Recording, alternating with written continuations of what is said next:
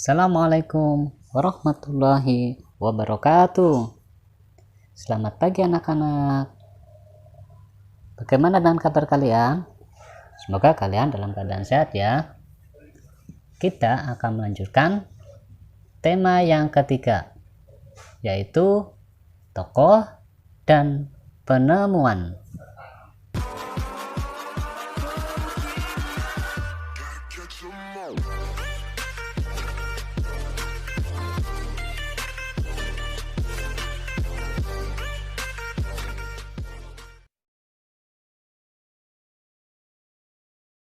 Muatan bahasa Indonesia.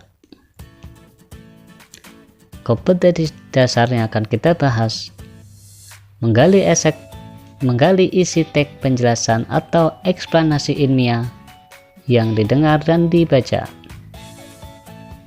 menyajikan hasil penggalian informasi dari teks penjelasan atau eksplanasi ilmiah secara lisan, tulis, dan visual dengan menggunakan kosakata baku dan kalimat efektif.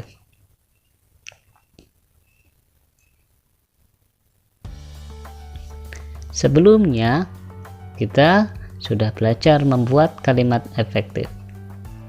Ayo kita mempelajari penggunaan huruf miring dan tanda baca koma berdasarkan Pedoman Umum Ejaan Bahasa Indonesia atau PUAB.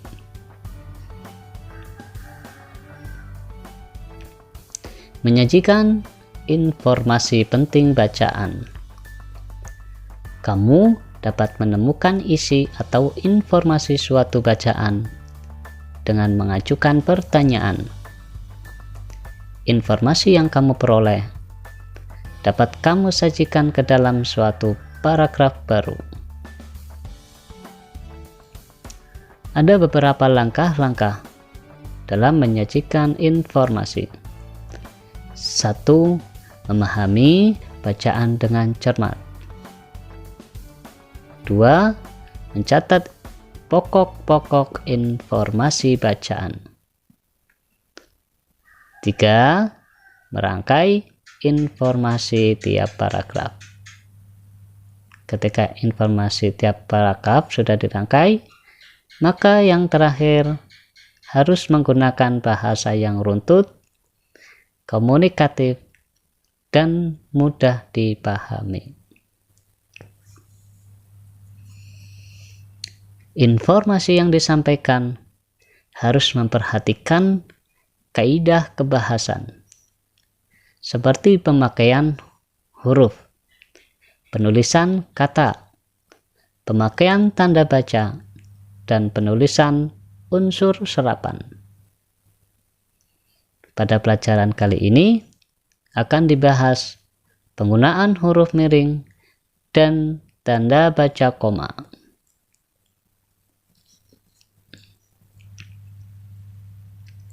Pemakaian huruf miring. Huruf miring dipakai untuk menegaskan atau mengkhususkan huruf. Jadi, menegaskan atau mengkhususkan huruf. Kemudian menegaskan bagian kata.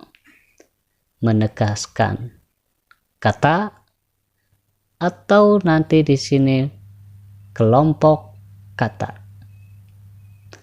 Ada contoh kalimat. Huruf terakhir kata merah adalah H. Di sini pemakaian huruf miring terletak pada huruf H. Nah, maka fungsi dari kalimat ini adalah untuk menegaskan huruf. Contoh berikutnya, dia tidak memukul, melainkan dipukul. Kita lihat mana yang menggunakan huruf miring, yaitu terletak pada me dan kemudian huruf miringnya terletak pada di. Di sini memukul, melainkan dipukul. Me-nya miring, kemudian di juga miring. Maka fungsi huruf miring ini untuk menegaskan bagian kata. Merupakan bagian dari kata memukul. Di termasuk bagian kata dipukul. Maka me dan di ini berfungsi untuk menegaskan bagian kata. Nah, mari kita lanjutkan contoh kalimat yang berikutnya. Saat ini kita tidak membahas permainan. Manakah yang ditulis dengan huruf miring? Nah, yang menggunakan pemakaian huruf miring terletak pada kata tidak. Nah, di sini berbeda di kalimat sebelumnya.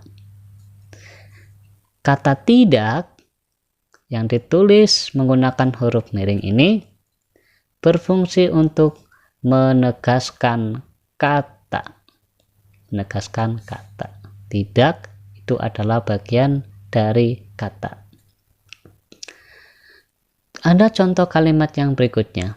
Ayah pulang membawa buah tangan. Mari kita lihat mana yang menggunakan huruf miring, yaitu terletak pada kata buah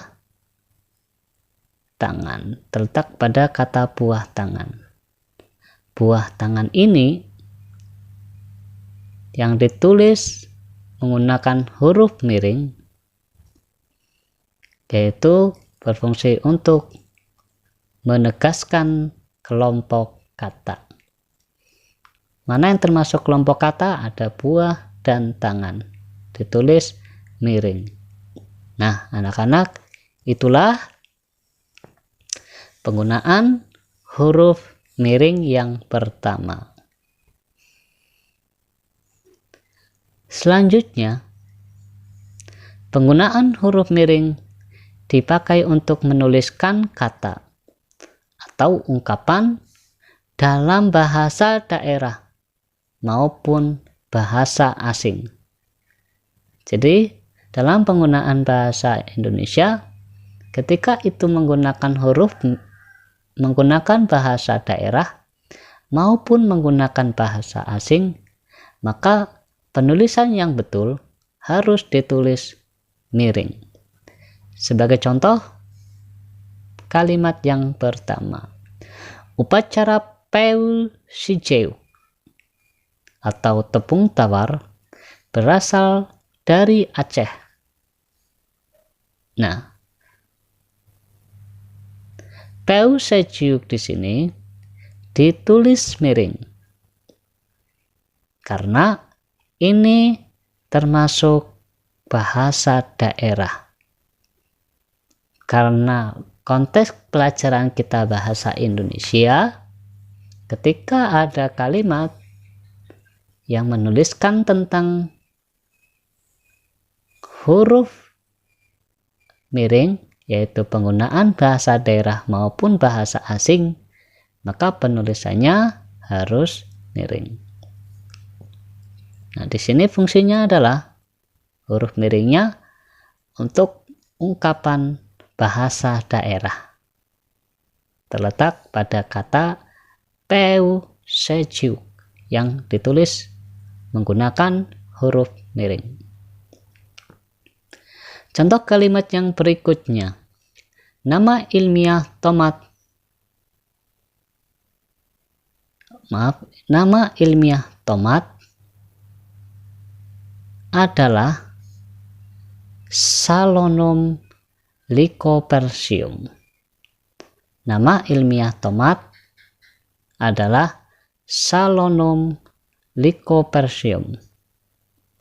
Nah, pada kata Absalonum Lycopersum ini berasal dari bahasa asing.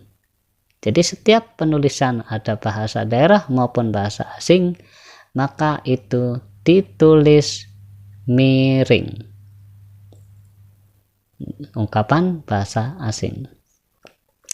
Ada contoh ungkapan Bhinneka Tunggal Ika dijadikan semboyan bangsa Indonesia. Manakah yang termasuk bahasa daerah maupun bahasa asing, yaitu terletak pada kata Bhinneka Tunggal Ika. Ini adalah bahasa asing, maka penulisannya harus menggunakan huruf miring, yaitu ungkapan bahasa asing. Nah, demikian anak-anak, bagaimana cara pemakaian huruf miring sesuai dengan Bu Webi.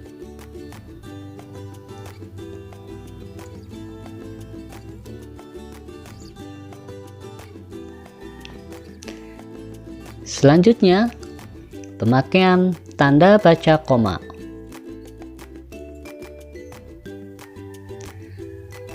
Satu, tanda baca koma dipakai di antara unsur-unsur atau perincian. Unsur-unsur dalam suatu perincian atau pembilang. Jadi ketika kita ingin menyebutkan sesuatu, biasanya terdiri atas dari 3 maupun lebih, maka di situ harus menggunakan koma.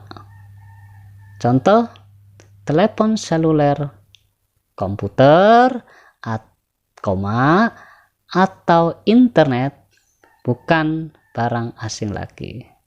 Nah, ketika menuliskan atau menyebutkan suatu perincian atau pembilangan, misal ada seluler, koma, komputer, koma, atau internet, bukan barang asing lagi.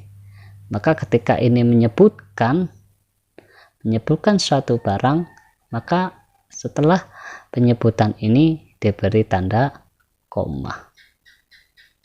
Misal lagi, ibu membeli apel, koma, mangga,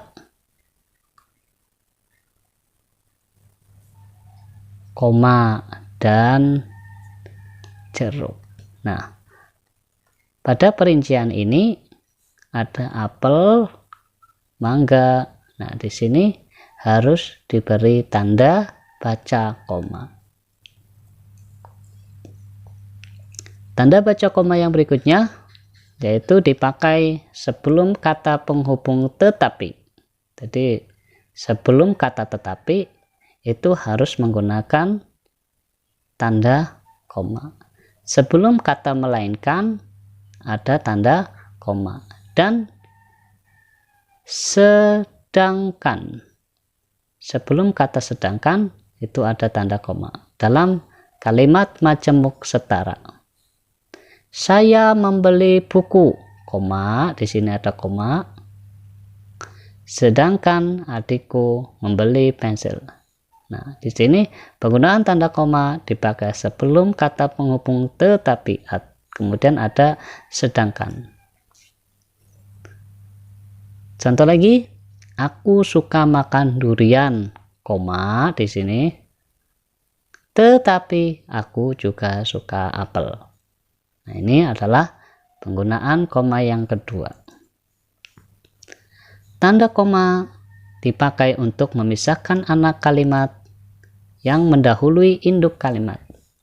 Contoh, agar kita mendapatkan nilai baik, koma, di sini ada koma, kita harus belajar dengan rajin.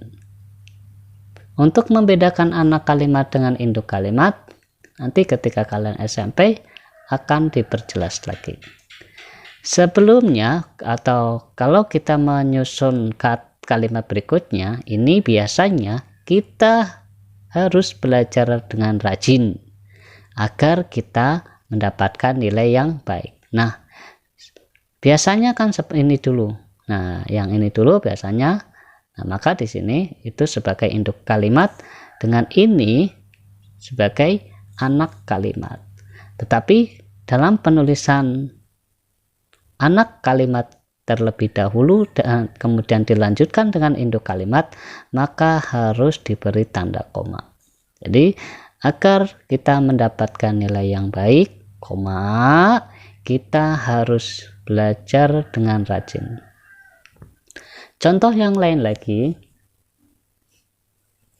karena misalnya,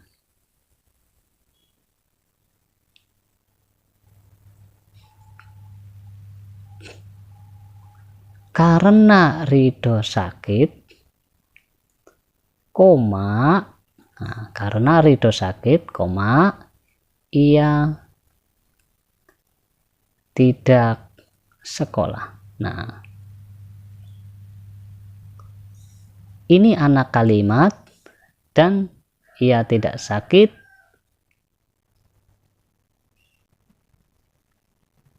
sekolah. Ia tidak sekolah. Ini adalah induk kalimat. Sedangkan karena Ridho sakit itu adalah anak kalimat. Kemudian tanda baca koma dipakai di belakang kata atau ungkapan penghubung antar kalimat. Oleh karena itu. Jadi nanti ketika oleh karena itu, koma, kemudian ada kata jadi, koma, demikian, koma, sehubungan dengan itu, koma, dan meskipun demikian, terus di sini koma. Nah, setelah kata-kata ini diikuti dengan tanda baca koma. Anak itu terpandai di kelas. Oleh karena itu, nah di sini ada tanda koma. Oleh karena itu, koma, dia diterima di sekolah unggulan. Contoh lain lagi, tanda koma dipakai untuk mengapit keterangan tambahan atau preposisi. Jadi mengapit itu berarti di antara kata tersebut ada dua koma. Contoh, Insinyur Joko Widodo, Presiden Republik Indonesia, tampil memukau saat pidato di istana. Nah, untuk mengapit keterangan tambahan, kita tahu bahwa Insinyur Joko Widodo itu adalah presiden pertama RI. Tanpa disebutkan ini pun boleh. Namun di sini untuk memperjelas. Nah, ketika untuk memperjelas di sini ada penggunaan koma. Nah, Insinyur Joko Widodo, koma, Presiden Republik Indonesia, koma, tampil memukau saat pidato di istana. Contoh lain lagi, misal Ahmad Tamim, koma, kepala sekolah terpadu, koma, merupakan alumni unggulan. Nah, itulah beberapa contoh penggunaan tanda baca koma. Semoga ini bisa dipahami dengan baik oleh kalian. Nah, kalian screenshot untuk tugas hari ini. Buatlah contoh kalimat. Nah, kalian suruh membuatkan kalimat yang seperti tadi sudah diberikan contoh oleh Pak Guru, namun menggunakan contoh kalimat yang berbeda.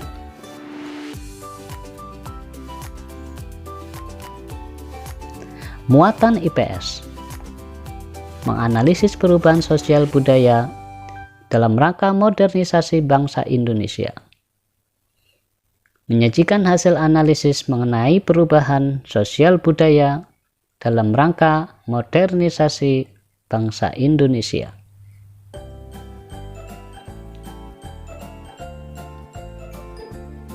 Tahukah kamu alat transportasi di bawah ini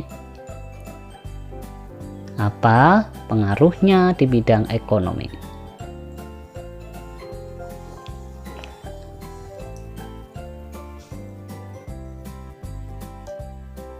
Tadi kita sudah mengamati beberapa jenis-jenis transportasi. Nah, sekarang apa sih pengaruh dari transportasi tersebut? Pengaruh transportasi pada proses distribusi dalam kegiatan ekonomi. Alat transportasi telah digunakan sejak zaman dahulu. Sebelum tahun 1800, alat transportasi menggunakan tenaga manusia dengan hewan.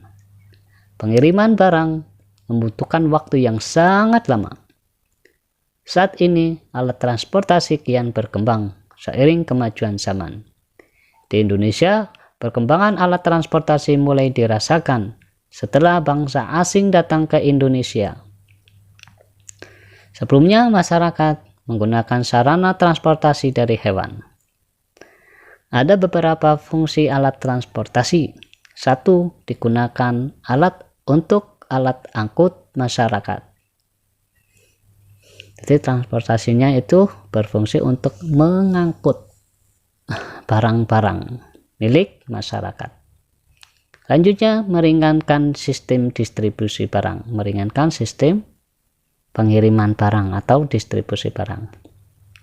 Selanjutnya, kalau distribusinya itu sudah lancar, maka efek yang berikutnya membantu pertumbuhan ekonomi. Nah, ketika sudah ada distribusi barang, itu berarti kita berbicara tentang kegiatan ekonomi. Maka fungsi alat transportasi yang berikutnya adalah sarana untuk saling berinteraksi antar manusia. Yang dahulunya misal kegiatan distribusi barang untuk dalam satu wilayah saja, namun seiring perkembangan zaman, fungsi alat transportasi ini meningkatkan interaksi antar masyarakat di belahan dunia. Selanjutnya, fungsi alat transportasi mempermudah menjangkau daerah yang terisolasi. Jadi bisa masuk ke daerah-daerah pelosok. Tentunya harus memikirkan alat transportasi apa yang sesuai di daerah tersebut. Tempat penyimpanan suatu produk sebelum sampai ke tujuan. Jadi di sini alat transportasinya untuk menyimpan barang sebelum sampai ke tujuan. Alat transportasinya untuk menyimpan. Jenis-jenis transportasi dalam sistem distribusi barang. 1. Kereta api. Alat transportasi kereta api lebih tepat digunakan untuk mengangkut barang-barang yang memerlukan kapasitas besar, berat, dan jarak jauh. Kalian kenal kereta api, anak-anak? Nah, tentunya kalian kenal ya, walaupun di Papua sendiri belum ada kereta api. Di Jawa sudah ada kereta api. Di Sumatera juga sudah ada. Truk. Alat transportasi truk terdiri dari dua segmen utama, yaitu TL atau truckload dan LTL atau less than truckload. Untuk jarak jauh, truk memerlukan biaya yang cukup mahal daripada kereta api, tetapi memiliki keuntungan lebih fleksibilitas, berarti fleksibel, bisa berpindah kemana-mana. Kemudian pipeline. Pipeline digunakan untuk mengangkut minyak mentah produksi minyak olahan dan gas alam. Pipeline membutuhkan biaya yang sangat besar. Pipeline itu pipa-pipa yang besar. Biasanya untuk mengangkut minyak mentah maupun gas, biasanya gas atau minyak mentah atau produksi minyak olahan. Ada sea freight, itu alat angkutan laut. Perkembangan perdagangan antar negara menggunakan jalur laut telah mendorong penggunaan kontainer, jadi dengan peti-peti kemas yang besar. Akibatnya permintaan sea freight lebih besar karena menggunakan kapal akan cepat sampai dengan daya angkut yang sangat berat, mencapai berton-ton. Ini adalah alat angkut yang paling efektif ketika melakukan perdagangan antar negara dengan bobot yang sangat banyak. Air freight, alat transportasi dengan pesawat, dapat mengirimkan barang sangat cepat, bahkan paling cepat di antara jenis-jenis transportasi yang di atas. Akan tetapi membutuhkan biaya yang sangat mahal.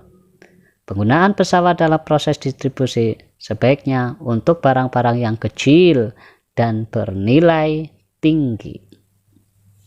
Nah, anak-anak, ini adalah beberapa jenis transportasi yang dapat memengaruhi sistem distribusi barang.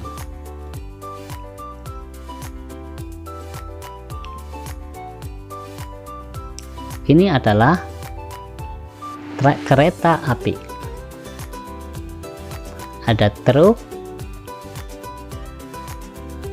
ada pipeline, ada sea freight, kapal laut, dan air freight atau pesawat. Nah, kali ini tugas harian untuk kalian, bisa di screenshot ya.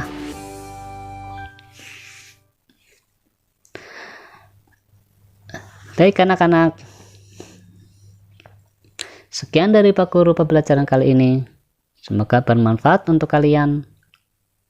Jangan lupa kalian belajar terus, tingkatkan semangat kalian. Pak Guru akhiri dulu. Wassalamualaikum warahmatullahi wabarakatuh.